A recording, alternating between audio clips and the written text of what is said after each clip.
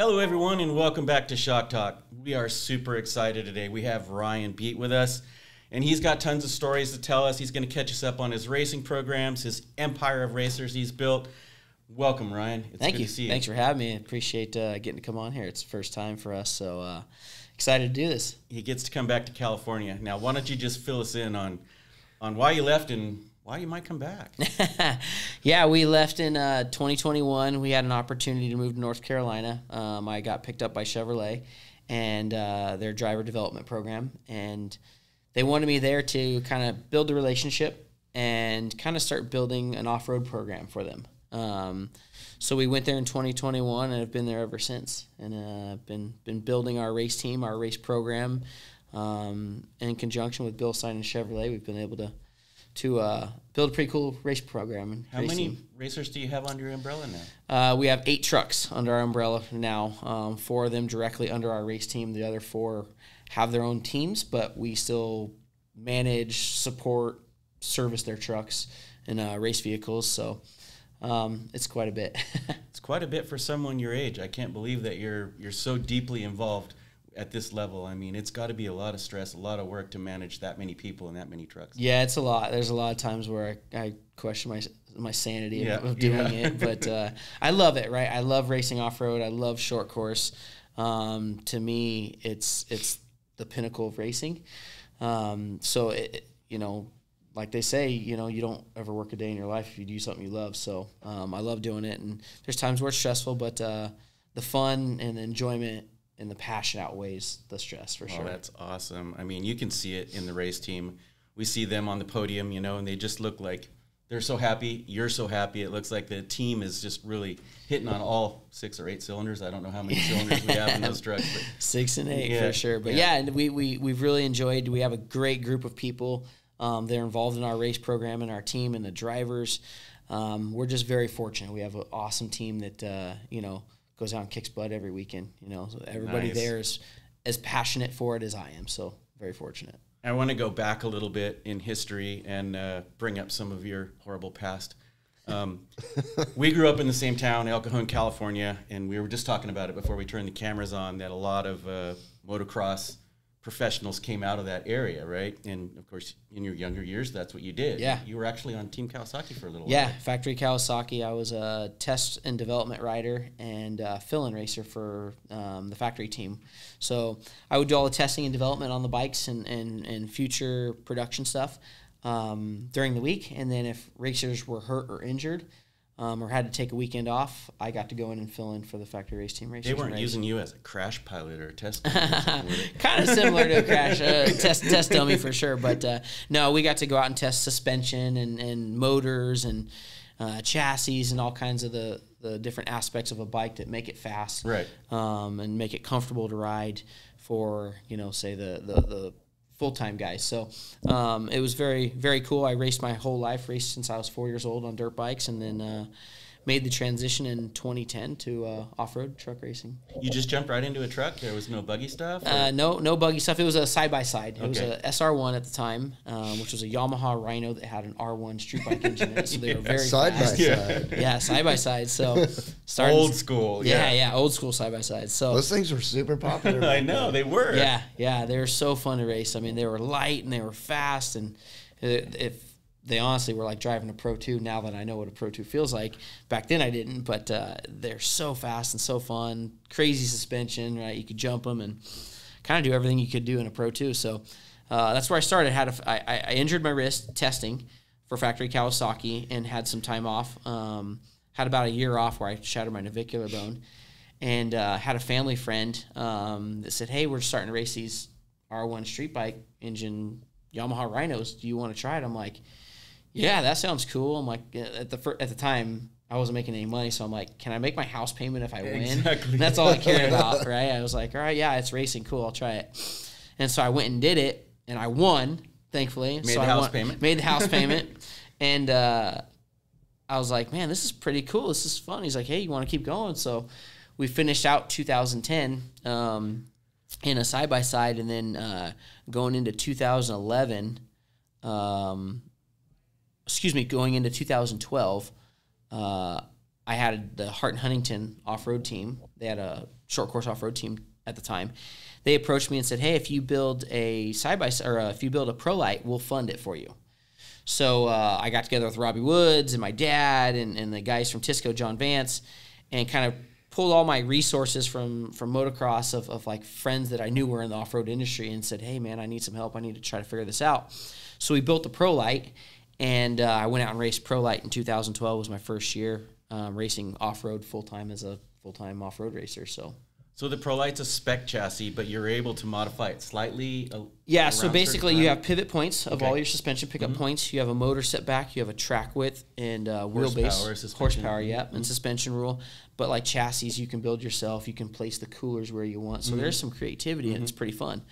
So we started in the ProLite class, which at the time it was a spec engine, 525 horsepower, Chevy LS3 engine, and went racing, went and had fun, and was able to, it was like me and a couple buddies that were, duct tape and bubble gum, keeping the truck together all season. We didn't have barely any sponsorship. The Hart and Huntington team helped us, fund the racing part of it, like as in bodies and some of the parts and stuff like that. But tires, tires but we went racing, and I won my first ProLite race that season. My first season, I won a race and had a bunch of podiums. Almost won the championship. We missed the championship to RJ Anderson by only a couple points. But that was kind of the start of this snowball that's and then big names started looking at you after that. So some Chevrolet comes along. Yeah, it wasn't until later on. Along. Yeah. So then Rockstar had picked us up first, and we were with Rockstar for 3 years. And then we decided it was time for a change and wanted a better home, a future. We knew that there was some business problems going on within Rockstar, and we didn't know how long Rockstar was going to be around, with PepsiCo looking at buying them and what was going on, and felt like Bilstein was home. So we were able to put together a deal with Bilstein for the 2018 and 2019 season to race ProLite, and we went out and won 2 championships back-to-back in 2018 and 2019 in ProLite, and had fun. Just kind of built a home and built a family here at Bilstein. Yeah, we were just talking about it before we turned on the cameras. I mean, you're one of our longest term sponsored racers and one of the most successful sponsored racers. Yeah, I appreciate we that. have. I mean, I think year after year, your consistent finishes, all your championship wins and things like that. I think probably you've done as much for Bilstein as August Bilstein did himself. I mean, it's amazing how much people notice short course racing, in that area where you live, especially like the North Carolina area and the middle of the country. Yeah, this is their like off-road racing NASCAR. Yeah. Like when we go to the Midwest for the season to go racing, off-road racing is their NASCAR. I mean, it's massive. We see, I think of the track we go to with the least amount of fans, there's almost 10,000 fans, and then we go to Crandon and there's 70,000 fans. That's incredible. I mean, it's massive. We sold over 250 shirts at Crandon alone, of just our team Ryan Beat shirts, That'll buy some gas. Yeah. So, I mean, we're doing well with merch sales at those races because people love it. They're enthusiastic about the sport. They're enthusiastic about the drivers and just how cool it is. I mean, at the end of the day, I've been with Bilstein since 2016 was my first year working with Bilstein from a shock side of things. And I have 50 career wins now. And I want to say probably 40 some of those wins have been on Bilstein. So it's been an honor to be a part of the Bilstein family and team for as long as we have, and have had the success that we have. And I really feel that has driven a lot of the, if you will, popularity in the Midwest of people enjoying Bilstein and seeing Bilstein back. I mean, that's probably one of the number one comments I get is it's so awesome to see Bilstein back. I watched it when it was in the 80s and Bilstein was involved, and so cool to see him back. So we hear that on a weekly basis, which is really cool, to be a part of such an iconic brand and be building our brand along with Bilstein. Yeah, side by side. It's a co-branding type thing, and we grow together, obviously, and I really think that's cool that people say it's good to see you back, because we're starting to hear that as well as some of the events we go to. We're starting to visit some of the open desert events again, and people are saying the same thing. It's really good to see you back, and we're like, wait, we never left. Kind of, but it's like, that is really cool. Well, the company grew, it's like when you're growing from a small, literally from, I was talking to somebody yesterday. At one time, not too far before I started, people that with the last name of Bilstein owned Bilstein. Yeah, for sure. Like the people like Doug that I used to work Yeah. for, they worked for Bilstein. Yeah. Their last name Their was last Bilstein. name, yeah. You know, as you grow through the corporations and all that, it's like, it's pretty tough because Yeah. Bilstein grew a lot. But Yeah. I think like going back to when you started Pro Light, like, yeah, we might have like sloughed off on it, but we had actually went, the company went to a Pro Light race and got a a suite, tent, yeah. got a suite. Yeah, that where was that? Lake Elsinore, wasn't Lake it? Elsinore. It's kind of Yeah. like just a day for Bilstein employees, and then everybody's like, Wait, "Whoa, this is this is cool." like super cool." Yeah. We had shocks. Yeah. We had like 2.5-inch shocks and 3-inch shocks. Let's go do this. Yeah. And you were one of the first sponsored racers we had. Yep. Yeah. Yeah. I remember it was in Chula Vista. I think that was maybe before you were racing. That was it was before I was Luke racing. Soil. Yep. Yeah, and it was in Chula Vista. Lucas. I used to love it. to No, go to no, those it races. was in Elsinore, Lake Elsinore. No, I know, but the ones that I was going to were at the Rock Pit in Chula Vista. Chula and I Vista, think yeah. that was before That you was were before we actually started in. racing, yeah. Yeah, and it was just fun. It reminded me of sprint car racing Yeah. almost, where you stand at the fence and you get hit by rocks Yeah. and the trucks go by. You know, it's like yay, back! Oh, Yeah, that was yeah. not so great. You know, Yeah. but it was just so much fun to watch. We And were then it just fired up. grew so So- fast. Our president Steven's like, let's do this. Let's Yeah. do this kind of racing. And that was after Yeah. Elsinore, I Yeah, think. it was after Elsinore, yeah. You did some fast talking at that event, didn't you? Yeah. Yeah, it's such a cool sport, right? Like people see it online, they see it on videos and stuff, but it really doesn't do it justice. Once you're standing there at the fence and you smell the fuel and you smell the exhaust and the tires and the dirt and just the whole The atmosphere. hang time. Yeah, the hang yeah, time, yeah. like you see the jumps, you know, in the truck jump on TV, it looks like we're getting, 4 or 5 feet, but when you're in person, it's like 20 feet. Yeah, you know? see the going backside for of the like jump. 50 Yeah. So you see it in person, it kind of gives you a whole new perspective and appreciation and respect for what these vehicles can do with the shocks and the motors and the tires. And there's a lot of technology, right, that comes from racing, right? And that's always been a thing that, within all of automotive racing that people, what wins on Sunday sells on Monday type Yep, thing, right? yep. And a lot of that technology that goes into winning on Sunday goes into that production stuff on Monday, right? So we've been key in trying to develop partnerships and packages for all of our partners that can help them build their technology and build their basis of data that they can help the consumer, right? Because the consumer goes to the track and they see Ryan Beat jumping 35 feet in the air and landing, his Bilsteins are soaking up, and my back's not killing me, and I'm not walking like a 90-year-old man. There's obviously a lot of technology to be able to catch a 4,200-pound truck dropping 20 from feet, 3 stories yeah, out of the yeah. sky, So it's Literally. literally. So it's pretty cool to see where the technology has come and just what we've been able to learn and do with our shocks in the time period that we've been with you guys. I mean, it's really cool and It's amazing It's been fun. how far it's come. So what is the suspension package on that truck? I mean, I haven't seen one recently, so why don't you go through it and tell us how the front suspension set up, how the rear suspension set up, maybe some travel. Yeah, so we run a coilover and a bypass on every corner. Okay. On the front, we run a 12-inch coilover and a 14-inch bypass. And on the rear, we run an 18-inch bypass and coilover. And they're the 9200 series. We can play with pistons. We can play with valve stacks. There's a lot of stuff that we can play with in it that kind of fine-tune per driver.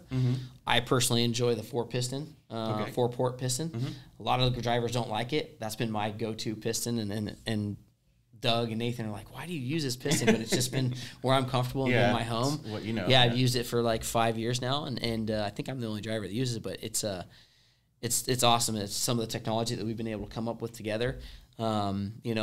A lot of times, people use a 3-port piston so it folds like a paper plate, right? I like the 4-port because it opens and has a lot of free bleed at low speed, but at high speed it catches a hit, so I can jump the truck as big and rowdy as I want to. But you need to. Yeah, so so it's that side of the technology that we've learned, over the years with the 4-port versus 3-port and the shim stacks and rake plates and stuff like that we've been playing with over the years has really come a long way, and I'm sure from what I know, a lot of that technology has been introduced into some of the road side of things and some of the UTV stuff. So excited and thankful to be a part of it. Yeah, it's been cool to watch I sit pretty close to Doug and Nathan in the building, and I watch them get your orders, secretly build them in the corner where no one can see them, and then wheel them out under a blanket, you know, to the shipping area or to your car or wherever they're sending them. But it's really cool to see the development of things. How much travel does the truck have at the wheels? Yeah, so at the wheels we have 20 inches of travel all the way around. Wow, that's a good amount. Pretty amazing. And I'm sure people are going to ask, what size tires are we running? 35-inch tire with a 17-inch rim. So it's a 35-17 wheel. It's kind of like standard. All of our tires that we race on, a lot of people don't know, have to be part of the rules. It's a DOT tire. Oh, okay. So you got to be able to walk into any tire store and purchase these tires. Yeah. So you guys probably use a little hot knife here and there. Yeah. So we do groove them, and we do sipe them, and we buff them, and do all of our race stuff to them, you know what I mean? The race magic. Yeah, the race magic. But we do, they are off-the-shelf store-bought tires. Nice. That's impressive. Yeah. Yeah. Is that for all classes? That's for all classes in Champ now. Side-by-sides, I think they have a little different rule because sizing issues, you know, so it's kind of more of a race tire, if you will, because of the size of the vehicles and the size of tire and wheel package that they have to run. But for all the truck classes, that is the rule. Truck and buggy, actually. So are you tweaking the shock and spring setup like all the time? Like yeah. Spring setup. Once we get our baseline spring setup, that usually stays the same. We do play with our crossover rings to engage the heavier springs sooner or later, depending on the track and the jumps. Bypass, we do play with the bypass tubes of being able to adjust the high speed, low speed, as well as compression, rebound, and then free bleed as well. So we do play with that quite often from track to track. Yeah. Do you think? I mean, suspension's got to be one of the key things that helps you win races. I got to think that there's not too many other factors on that truck.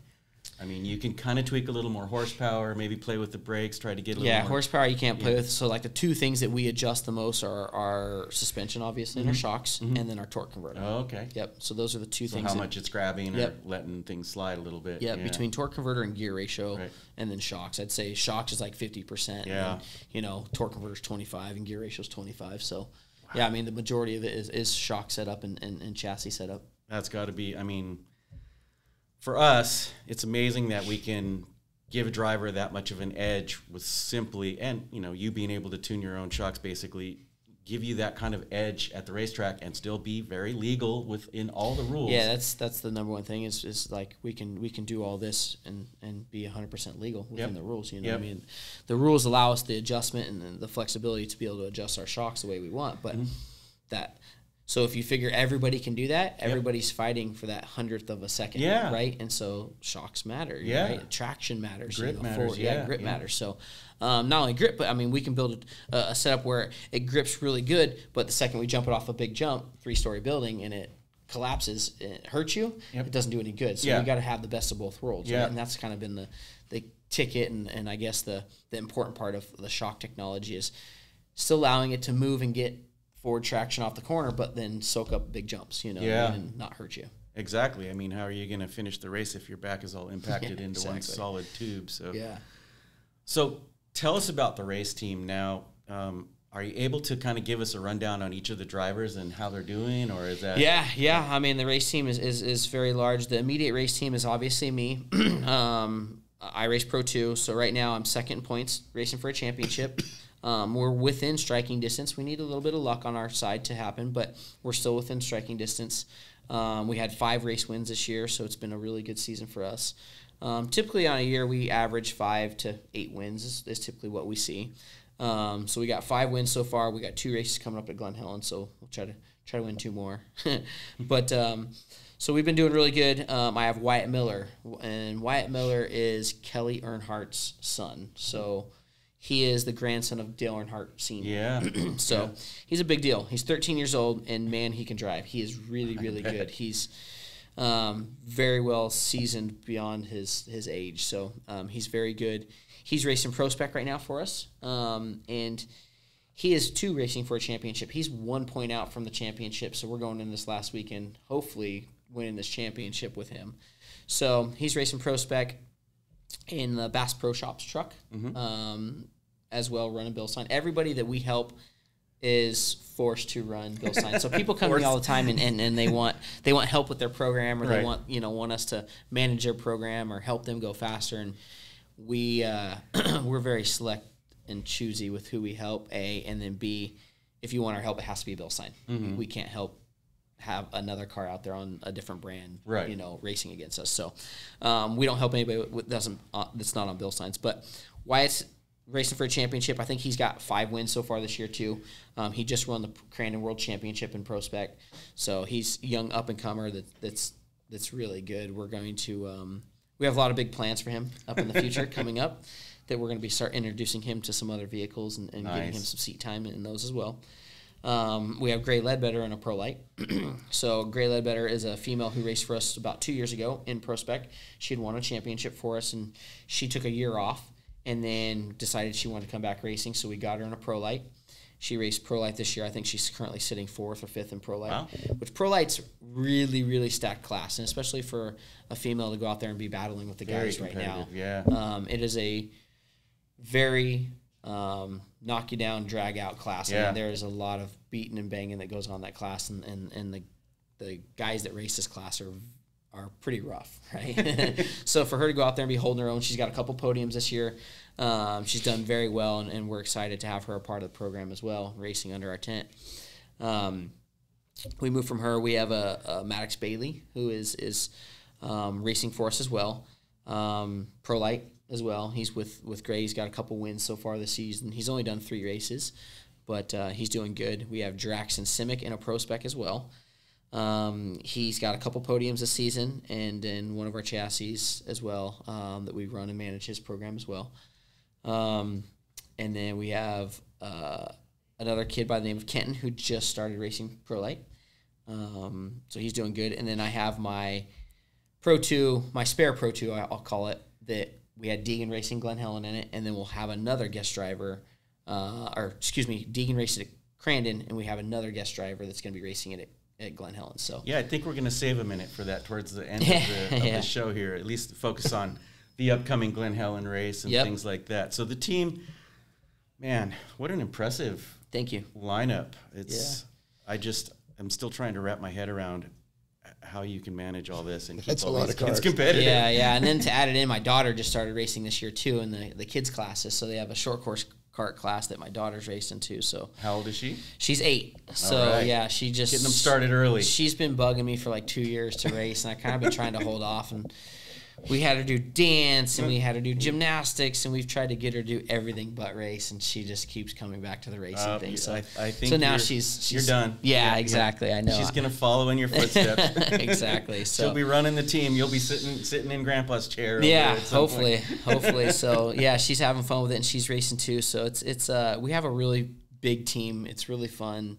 We couldn't do it without obviously like our partners, and then the day-to-day guys that put in the effort and the work, and that have the passion that we do to do it. So excited to continue things, and you know, every time I'm like, all right, that's enough, somehow we end up expanding again and adding more. So you know, we have 2 semis now as it stands. We'll probably have to add a third as we go into next year, because we're adding another vehicle next year, full-time, or not full-time, I should say. I'm going to race Pro 4. I'll announce it now. I'm going to race Pro 4. Oh, man. Part-time. Yeah. So we'll race Pro 2 full-time next year, and then Pro 4 part-time. So we'll have another rig for that set up. So you're going to do 2 races some weekends? Yeah. 2 different classes? Yep, 2 different classes certain weekends. So you won't have to go to the gym anymore. You're good to go with all that racing. Yeah, exactly. So, yeah, excited about it. So I've raced Pro 4 before in the past and had some success in it. I've won a Pro 4 race before. I've got multiple podiums in Pro 4, but it wasn't like really my effort, and it wasn't my truck. So we're currently building a new Pro 4, and looking forward to go race it and run it, you know, the way I want to, and see how we stack up against, you know, all the guys. Where's the race shop located? The build shop? The build shop's in North Carolina. Okay. Yep. So we do everything out of North Carolina now, for now, enjoying what we have going on. It's you know, with this off season we have 4 trucks to build for customers, plus my Pro 4. So we got a busy off season ahead of us. Now, do you manage that part of the company as well, or? Yeah, I unfortunately wear a lot of hats, and maybe it's just that I'm a control person or whatever. But well, I think your input on the chassis is so important. Yeah, yeah, that's where I've been able to help a lot is just the input on the chassis, and I still fabricate. You know, part of doing this for as long as I've done it is I've gotten pretty decent at fabricating, so I do all the welding. Oh man, really? And yeah, 99% of the welding I do. I have a couple of the kids that are learning to weld that, you know, tack they'll just together. tack parts in and let you finish finish and let me finish it. But, you know, I still do all the welding and, you know, design part of it. So you're out in the weeds. Yeah. You're in the weeds. Yeah, 90% of the day I look just like a normal worker. Yeah, like we covered have people in grease and oil and welding slag. Yeah, you know, we have certain people that come to the shop or whatever, and they come in, they start looking for me, and that's me. He's over there. Yeah, he's laying under the truck working Exactly. too. So. That Very is amazing. That's very great. involved in all aspects. I do all the billing, I do all the marketing. I have help on the marketing now, but yeah, for the most part, design and running the team day-to-day operations. It's me and my wife and my dad. You're super busy. I am so stoked that you took time out of your very busy day while you're here in San Diego. I appreciate it. I've been wanting to do this podcast for a while. I see everybody on it and get to listen to it, and it's pretty cool. And I'm also glad that you do follow the podcast. It's growing. A lot of folks like it, and it's guests like you that keep it so popular. Yeah. But now we got to talk about Glen Helen. Glen Helen. So you're back in right now, almost close to your hometown of El Cajon. Yeah, I'm actually California. staying in El Cajon right now. I'm living down there. I'm working out of the Tisco shop, Tisco Trophy Truck Shop. I know those guys. Yeah, so they're letting me use some space back there. They're the ones that kind of helped get me into off-road, so they're like family, and they have invited me to work out of their space. They expect me to come in there with maybe one or two trucks, and once they saw me come in there with like 8 trucks, they're like, "Holy moly, this is a big operation!" Room for all this. Yeah, I don't think a lot of people really realize like how big of an operation it is at this point, you know.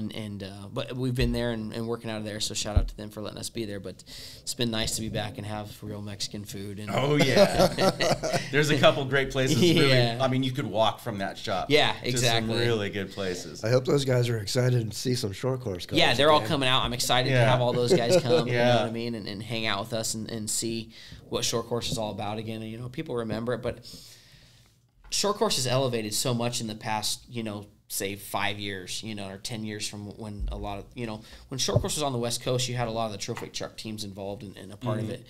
But from what I've seen is it's, you know, the size of short course and the programs and the levels of everything have just, you know, doubled and tripled from where it was. So, you know, even those guys are like, man, we didn't have semis. We didn't have all like, you know, these crazy pits and these hospitality areas and what it's become, you know. So I'm excited to get them all back out there and showcase, you know, what it is and really show how cool our sport is, you know. You know, for a long time our sport was just, you know, some racing, you know, but now it's a business, right? Like it's become a business for, you know, many people involved in it, you know. So we have full catered hospitalities now. We have these really cool semis and these pit areas and, you know, people get to come by and look starting at to your feel stuff. more and more like NASCAR. Yeah. It's starting. You know, we have that professionalism of NASCAR that's so desperately needed in motorsports Absolutely. these days. You know, Well, in short course, you can walk up and down the pits. Yes. See the Everything's cars. pretty much in Which vision. is, like, really The cool. track is yeah, pretty that's much the in one vision thing from about the short stand. course that a lot of the other forms of racing don't have or offers. You know, our pits are open from sun up till sundown. So there's no time where they kick you out of the pits like Supercross. Like you can literally be walking the whole time within the pits. You can walk right up to the banner rails, you know, or awnings, and look right in and see the truck, you know, from me to you away, and you know, look at the parts and look what's on it and what's going on and the mechanics working on it. So there's that aspect that's really cool, and you know, our sport, you know, all the drivers are very approachable. You know, they're all very friendly, and in a lot of the sports, you don't see that. You know, it's more of a They're family hidden based away with in short the course. trailer and waiting for the guys to fix the truck. Yep, and they're hiding away. Where our sport, like a lot of the drivers are hanging out in the pit and they're very involved and they're talking to the fans, and it's just a very open, very casual, yet professional, you know, sport that's very welcoming to fans and you know, sponsors and Yeah, that's partners. really cool. Yeah, so it's cool. We're excited to be back at Glen Helen. You know, California is like the mecca of off-road, right? Like it really is, as far as like brands go, right? So it only makes sense to be here racing in front of all of these brands like yourself. Toyo Tires is right in Corona. Well, you just think of that LA Corona, yes, Elsinore area. You could just Monster throw a rock Energy, in every direction and yes. hit somebody that's associated with the it's sport. associated and supporting the sport, Yeah. even at that. Yeah. All these brands like Monster and Toyo and you guys and Cartech, they all spend money to support this sport, so it only makes sense to be here racing. So I'm very fortunate and very blessed, very thankful that we're getting to have a race back here, in front of our hometown. Just for the simple fact of family of Bilstein, you guys get to come and watch a race again. Yeah. Right? Before, the past 5 years since COVID, we've raced in the Midwest where it's very hard for you guys to get out there and be a part of it. Only nearly Nathan gets to go to impossible. that. Yeah. And so now it's cool. You guys get to be involved again, right? And Yeah. have you guys there and have you guys be at the track, feel the excitement, be supportive. It's cool. It's cool for us drivers and as a sport to be back here. So you had we know that this will be old news by the time it goes out, but you had a driver announcement that we were pretty interested in. Why don't you tell us a little bit about that? Yeah, so obviously me having my backup Pro 2, it's an open seat, right? And we try to fill that seat as much as possible with drivers of influence, and people that we think would be really cool to be a part of short course or introduce them to short course. In the past, we've had, Amanda Sorensen come race for us. We've had Brian Deegan come race for us. But this one kind of really hits home for me. I'm very excited to be able to, announce that we have Ken Roczen, world-renowned Supercross, motocross champion, coming to race, a Pro 2 with us at Glen Helen. So That's awesome. yeah, pretty excited about I it. think that's going to be so cool. And you said he's basically not coming off the couch, but just Yeah, he's never raced anything. He's never raced an off-road truck, right? He's raced Supercross and motocross. And put some handlebars in there for him. Yeah, exactly, right? So we're really excited to have him come and be a part of this. We're going to test him on Monday and Tuesday and get him some seat time. Knowing his motocross background and knowing him the little bit that I know him, he'll be just fine. I think he'll jump in and adapt right away. He's got a side-by-side. We have a mutual manager, Tyler Keefe. Tyler Keefe helps me a lot. Me and Tyler grew up racing motocross together, funny enough. Grew up racing motocross together, and Tyler helps me with some of my deals that I need help negotiating or, working around some of the obstacles of negotiations. But Tyler also manages Ken Roczen. So as part of that, me and Tyler always talk, and we're always trying to figure out how to collaborate, right, and how to bring things together. And I know he works with Ken. Ken's made some comments to him before, the off-road stuff's so cool. And so coming into this weekend, I just threw it out there. I said, hey, you want to ask Ken if he wants to do it? Let's try to put it together. So he talked to Ken, and Ken, of course, was like, hell yeah, let's do it. Let's go, So we were able to put together, Red Bull and Yokohama and some of those brands, Brunt Workwear, WD-40 stepped up and put some money together for him to fund being able to go race this truck. And we're getting him out there, you know what I mean? So he'll be out there racing short course off-road for the first time. And I love it. hopefully it's not the first and only. Hopefully it's the start of something new for him. Yeah. And then the fans could go up to the pits. Oh, yeah.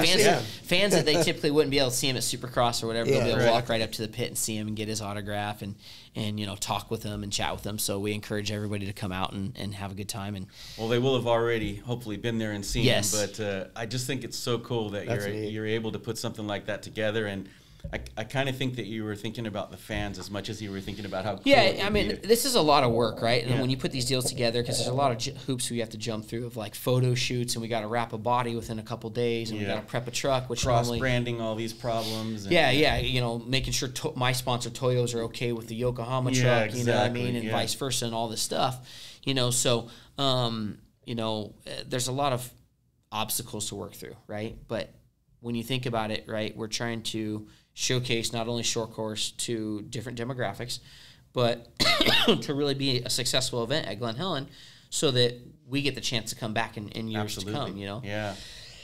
Excuse me. And so, when I went into this, I said, we got to get, if we're going to put that truck out there, it needs to somebody that's going to draw a fan base, right? And a big fan base at that. You look at Ken's socials, how big of a fan base he's got.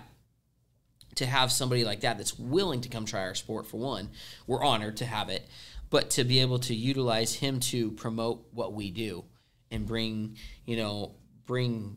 short course to a different demographic, right?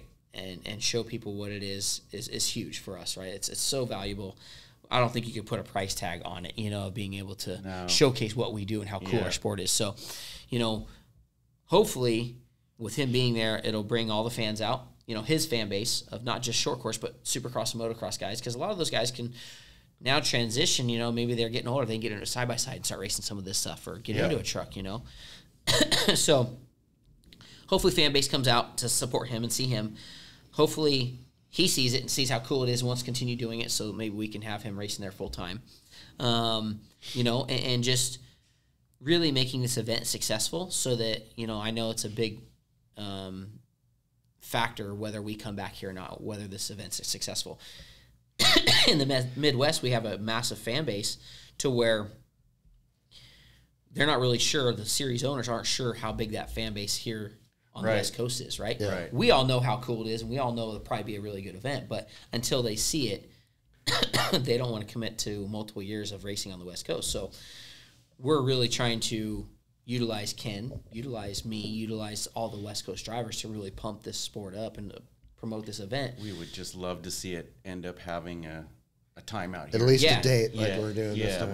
We got a day. So. Yes, we got a shot. Yeah. We got an opportunity 2 days, here. yeah. 2 days where we can really showcase the owners of the sport, why we need to be here racing, So there'll be a lot of brands that'll be coming out like Bilstein. All the local brands are all coming from what I know. And then to not only throw that in there, but to throw Ken Rocks and his fan base too. I think it's a win-win situation for everybody involved. So it'll be really cool. We're excited, and we're thankful that he has the opportunity and time to do it, and giving us the opportunity and shot to show him, how cool our sport is, and show his fans how cool short course off-road is. I think a lot of the fans, like you said, are crossover.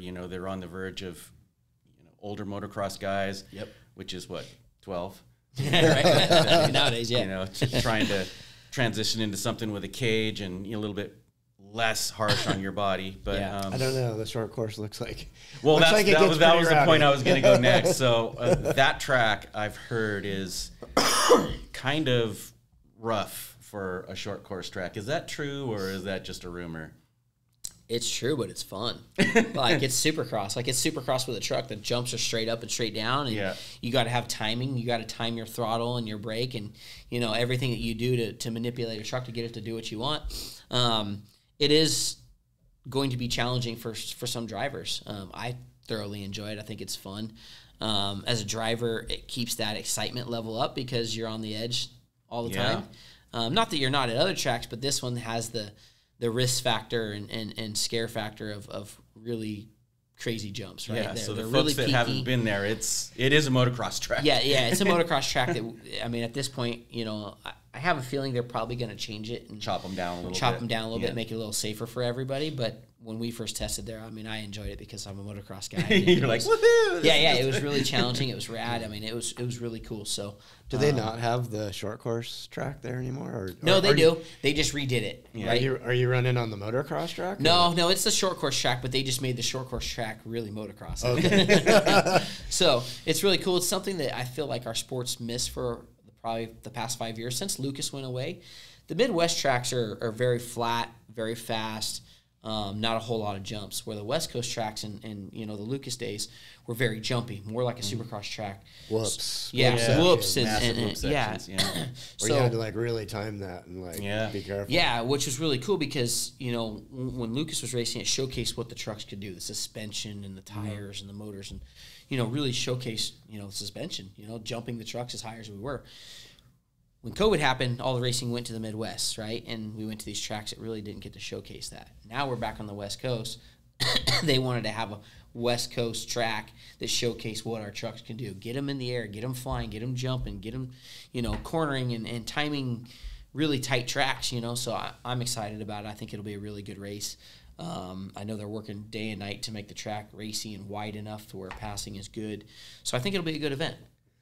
Yeah, I was really impressed, back in the Elsinore days and Glen Helen, you'd from one end of the stands all the way to the They're in the air. They're in the air. Yeah. What, 100 feet? Yeah, or something? 150 feet, 30 feet in the air for sure, yeah. I'm Just going to crazy. date myself, but my introduction to short course was back in the Mickey Thompson Stadium in indoors, and that was a motocross track as well. Like, you think of the LA Coliseum where they would jump out and go way. Jump out and jump It was back like in. 70 feet. They were in the air going all the way So that's down. what a lot of the jumps are like at Glen Helen right now. Like if you remember the Mickey Thompson days where the trucks would jump straight up and straight back down and like really, Choppy, peaky jumps. yeah. That's where they're at Glen Helen. So it kind of brings that Mickey Thompson / Supercross style back to that was short course racing. And that was, they would usually race dirt bikes and then the trucks and then back to dirt bikes and all kinds of different stuff at the same time.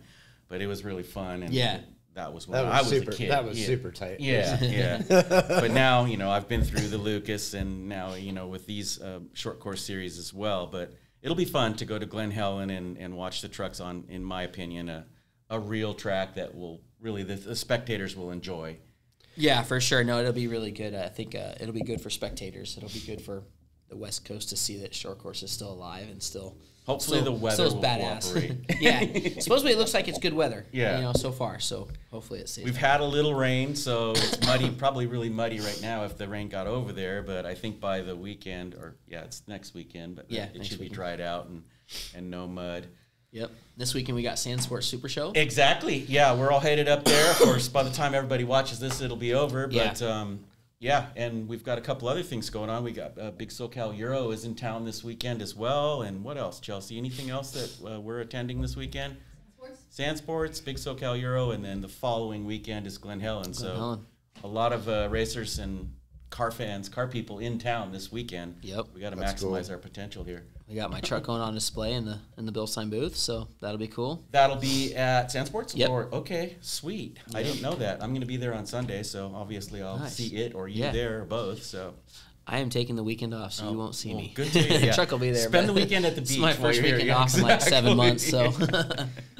How was the amount of people coming out, racers coming out from the Midwest? I mean, was it a lot of people? I think it was questionable at first, but from what I know, all the entries are full. So everybody that was racing there, the majority, because they did select classes or select classes for this race. They didn't want to invite the whole field because they knew most of them wouldn't travel. Because that's a lot bigger field in the Midwest than it used to be it's here. bigger track, flatter track. Yeah, exactly. So they wanted to try I have a test schedule to see what it would like to basically minimize the days, right? Our days in the Midwest are really long. They start at 7 a.m. They don't end until 7 at night with the racing and the way the day schedules work. So they're trying a little more condensed schedule for Glen Helen, which I think is really cool. So they didn't bring all the classes, which will allow more time. So typically we don't get any practice. We'll get one practice session Friday, and then we go straight to qualifying. Then we don't race till Saturday's race, and then Sunday. Now we get practice, qualify, race both days. So we're actually on the track 3 times each day, which is really cool. Yeah. So I know a lot of the racers like that. So a lot of them are coming out for that. But from what I know, all the entries are full or as full as what they normally are when we race in the Midwest. Oh, cool. And you said it's a night race, which is really cool. And yeah. We talked about Glen Helen in the daytime is not fun. So hopefully people will enjoy being able to watch the race at night and be less hot. Yeah. Not to mention there's a lot of West Coast trucks that when we race Lucas are out here still sitting, so a lot of those guys are showing up to race too now that there's a race back in town. Yeah, exactly. Dust the cobwebs off and go race again. So it still runs. Let's take it. Yeah, exactly. Yep. Yeah, it seems like the competition is in the Midwest short course has been pretty good the last couple of years. Especially this year. Yeah. Just watching, it seems like people are banging into each other. Yeah. Gotta get those elbows up sometimes. And, I don't know. It seems like it's gotten pretty exciting. Yeah, it's very exciting, right? It's door to door. It's that's the one thing about short course. It's really cool. It's kind of like UFC meets Supercross meets NASCAR type deal. So, really has a lot of very cool aspects. It's a full contact sport. You're allowed to bump. You're allowed to push. You're allowed to bang, and it makes it for fun. It makes it great for fans, to watch. And as a driver, it's exciting to be able to participate and partake in a sport that you're allowed to be rough, you know? There are rules, but minimal. Yeah, minimal, exactly. Minimal interference. Yep. So. Well, thank you so much for coming on. We know you got a busy day, a busy week, 2 weeks ahead of you and all that. And we know he doesn't sleep. Yeah, he doesn't. Yeah. He obviously doesn't sleep. I think that's just a trait of getting older, but you'll find that out as you get a little bit older, right? But Your mind is occupied all the time, but we really appreciate you coming out, spending some time with us. Yeah, likewise. I appreciate being able to be here. Like I said, I've been wanting to be on the podcast for a while now, and it's so cool what you guys are doing, you know, on the podcast, off the podcast, everything Bill Slane's got going. It's pretty cool to be a part of, and very thankful and appreciative of all the support you guys give us. Thank you. And to our listeners and viewers out there, please, if you have questions or comments, post them down below. Shane, thanks for muscling through it with us today, coming in. And, of course, Ryan, thank you so much. No worries. Thank you, guys. I look forward to seeing you at Sand Sports and then at Glen Helen. Appreciate it. All right. We'll see you next time on Shock Talk.